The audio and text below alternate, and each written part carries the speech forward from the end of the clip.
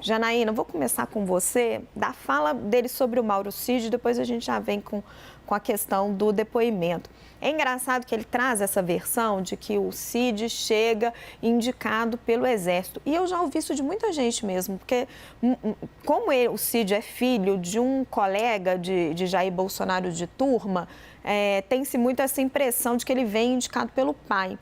Mas eu já ouvi muito isso, de que ele chega indicado pelo Exército, ele ganha a confiança de Jair Bolsonaro, se torna ali realmente uma figura central dentro do gabinete, o sujeito que mais trabalhava, pelo jeito, em coisas lícitas e outras não tão lícitas assim, mas o mais eficiente em todos os sentidos. E aí o pai do Mauro Cid é até indicado para cargos, etc., por influência do filho e não o contrário. Nunca ficou muito bem explicada, né, essa relação de como o Mauro Cid chega junto ao Jair Bolsonaro. Eu realmente não o conhecia, então não tenho como falar nada mais específico. Agora, o presidente da República precisa contratar muitas pessoas para diversas missões. O presidente Bolsonaro sempre confiou muito no Exército, o que significa que se efetivamente houve uma indicação, um aval, uma recomendação, haveria chances grandes de ele aceitar. Então, eu penso que seja verdade, que ele gostava, ele se apegava a essas pessoas que o acompanhavam. Né, e é tão interessante que na época da campanha de 18, que foi quando eu convivi mais com o presidente, ele nunca andava só, era sempre com um grupo. Né? E onde o presidente ia, esse grupo estava junto. Então, eu acredito que tenha havido essa convivência, que ele se ressinta pela situação do rapaz. Eu não, agora, assim, de maneira mais objetiva, dizer, né, como é que chegou o Cid, como é que não chegou, não sei. O que eu sei é que ele tem e sempre teve uma confiança muito grande no mundo militar.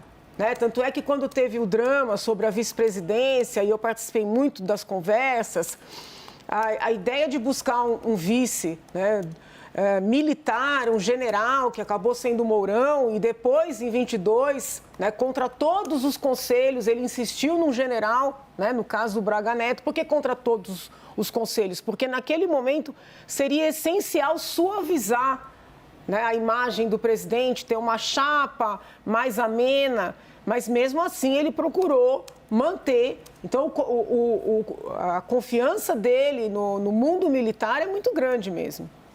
Joel, essa expressão, né, considera o Mauro Cid como um filho.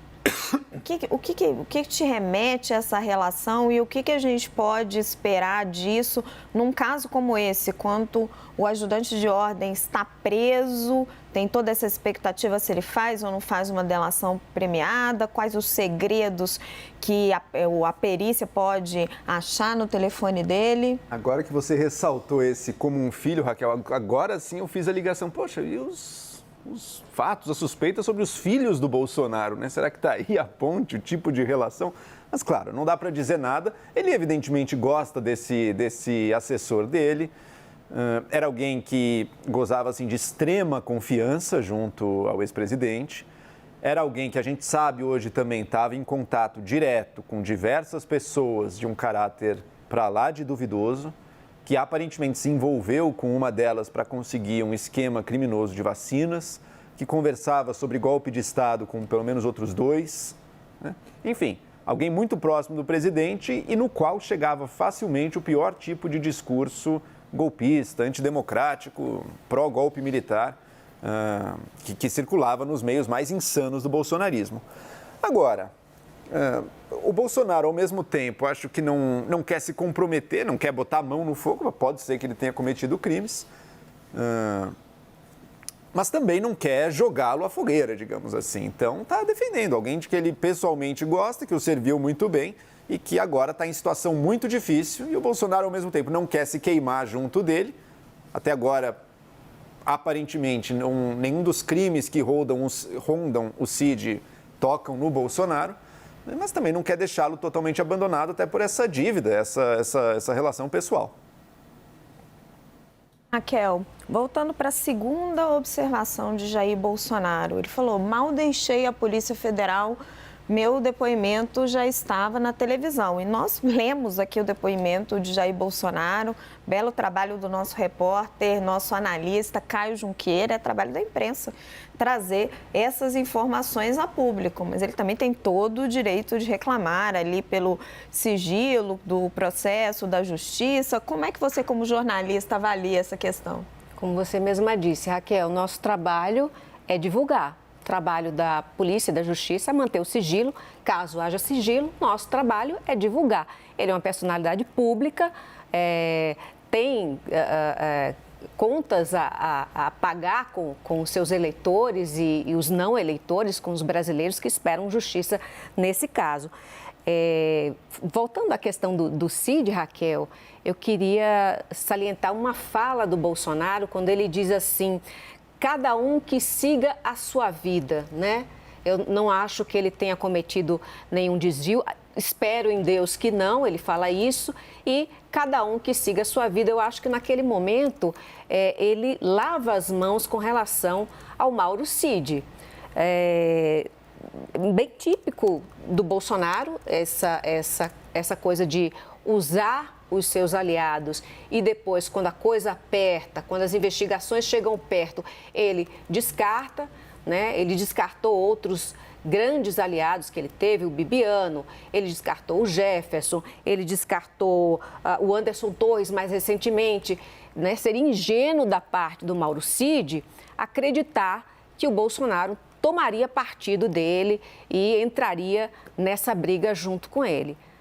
Para mim, Bolsonaro já escolheu, fez como Pôncio Pilatos e ali lavou as mãos com relação. Mauro Cid está só.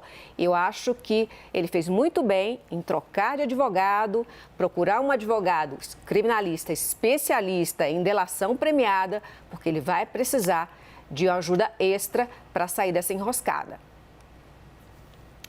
Boris, qual que é a sua avaliação? Ele vai precisar de ajuda extra? Mauro Cid, é ingenuidade dele achar que Bolsonaro vai preservá-lo, protegê-lo?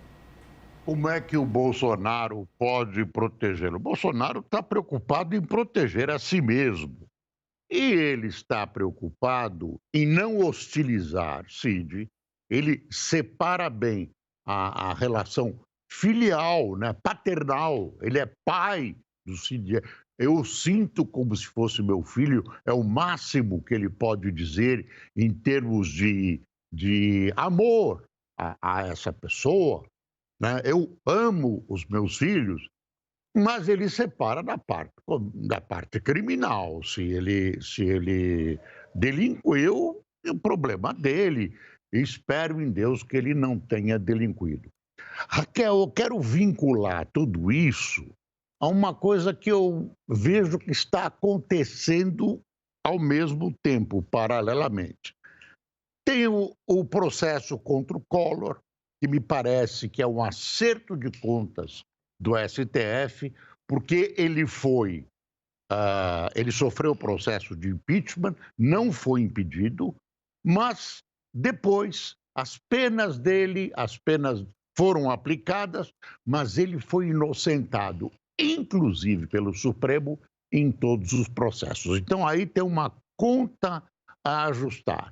Tem uma conta a ajustar com a hostilidade do presidente Bolsonaro o tempo todo contra o TSE e contra o STF, que são primos irmãos. Você imagina um presidente da República como Collor, né, preso por 33 anos. Antes do Lula, nenhum presidente da República tinha sido preso. E você não vai deixar de imaginar que qualquer um deles tenha delinquido. Nenhum tinha a faceta de virginal, de uma vestal que não tivesse feito nada de condenável. Mas o STF se limitava às pessoas de menor graduação. Agora, eu quero inserir tudo isso nesse contexto de acerto de contas,